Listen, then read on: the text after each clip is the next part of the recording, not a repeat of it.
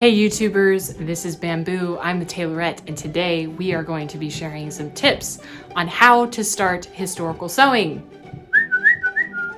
So a few points that I'm actually going to make as Bamboo is sitting right there. I'm going to be annoying and have a clipboard with notes. So here we go. Have the right tools. So I cannot emphasize this even more than I am right now, is that it is very important to have the right sewing machine. You will end up hating sewing if you do not have a sewing machine that is actually good quality. I have a video on this, see the link below, but I will say you're going to drop the art of sewing altogether if you don't have a decent sewing machine. Do not buy a $100 sewing machine from the sewing store or from the store. Not even a sewing store. They sell them at places where they don't even have sewing, and don't buy them from most stores. I have a video on this below that is hugely important to doing historical costuming. You cannot have quality garments if you do not have the right sewing machine. Also, I think some of you may already know this, but some of you may not know, but you want to have a good pair of scissors, good measuring tape, good seam ripper, and pins. Those are the basics. And I put some links below on the basics for sewing machine supplies and what I like to use, what I prefer. Next point is going to look at my clipboard. Okay, start with basic patterns. A lot of people want to shoot high and they get these really beautiful patterns that have all these historical notes and just historically accurate things. Start basic, y'all. Go to the store, use some commercial patterns, get an A-line pattern. If you don't even know the techniques of sewing a straight line, sewing zippers, sewing interfacings, whatever it is, start with the basics.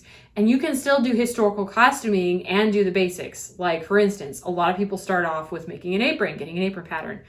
Go find a basic historical apron pattern and make the apron. And you'll learn all kinds of things. You'll learn, depending on the pattern, you can learn about gathering, you can learn about hemming, you can learn about turning things inside out. Stuff like that are in the basic patterns, and these are commercial patterns from the store. Start basic, because you're going to get demotivated and feel like you can't sew, because the fact is, you can't sew difficult garments right now because you haven't practiced. Feel like you've got a certain technique down. Now you can look at other patterns and go, oh, I just did that in the other pattern. Looks like there's some basic seams in there, and there's this new technique. I can try that one. I'll be interested in learning how to do this technique and just shoot at it and try it and move up the ladder. And when you start feeling like you can do actual real historical patterns, then I would highly recommend, now you'll want to write this down, and I actually have the link below to the pattern that I used, is Laughing Moon Patterns. I absolutely love their historical patterns because they are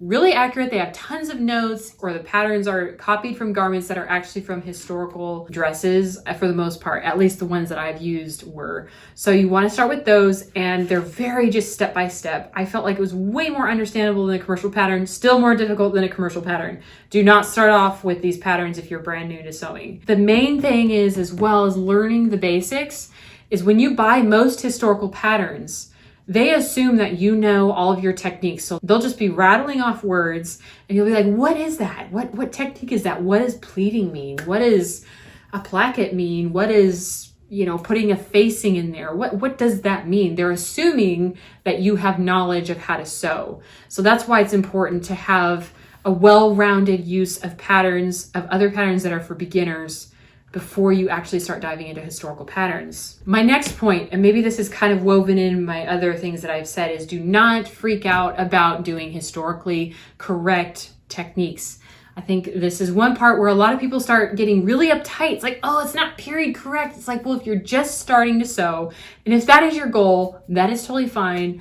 But if you start off with period correct techniques, you're gonna drive yourself nuts. So don't even worry about that. Just make things that are historical, and it's okay if it's not period correct. When you start getting advanced, then you can start getting really picky about it. If you want to do that now, that's fine, but I'm telling you, it's going to be frustrating because some of those techniques are really advanced. So just start off basic. Don't worry, I'm giving you permission. I am giving you permission to not be historically correct right now.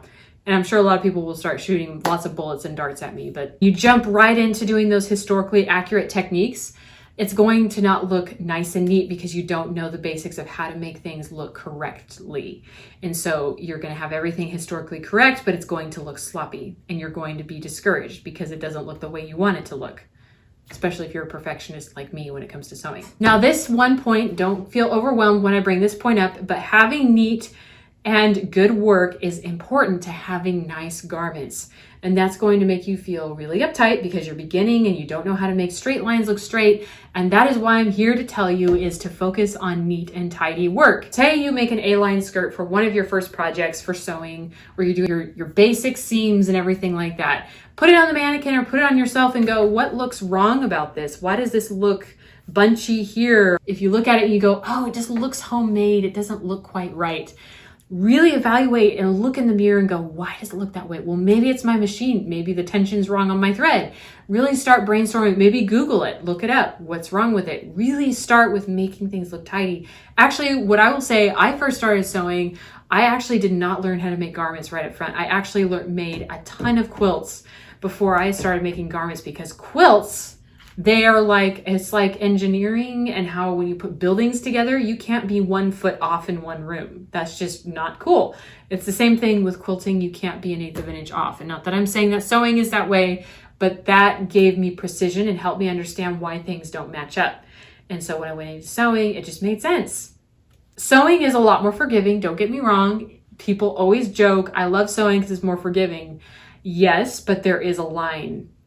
Neat and tidy is still important. It is more forgiving. If you are 1/16 of an inch off, that's okay. Quilting, 1/16 of an inch off is not okay.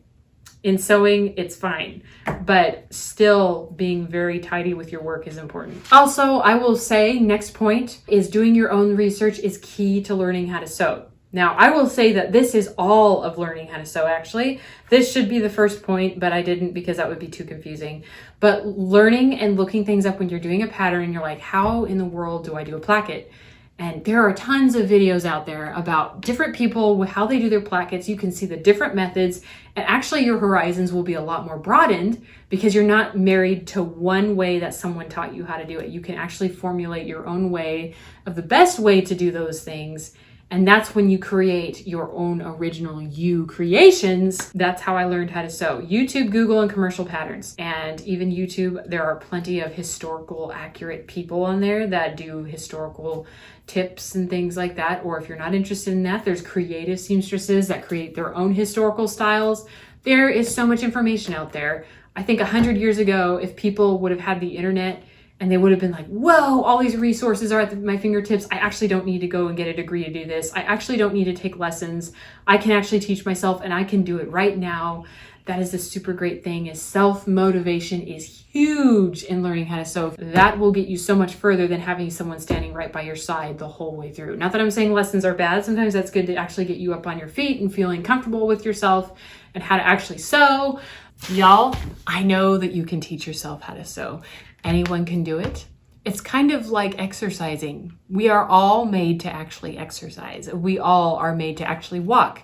But if we sit on the couch or sit on the chair all day and say, I can't do it, then you will not. It's okay if you're not made for that. If you're not interested in teaching yourself, that's okay. But just know that if you want to be at a higher level, you're going to have that wanting to learn how to sew and actually researching.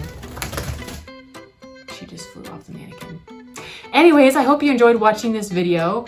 Hit that subscribe button, like this video, and I will see you next time. Oh, and please let me know what you have to say if you have any extra comments or questions about this video if I left anything out. Anyways, see you all next time.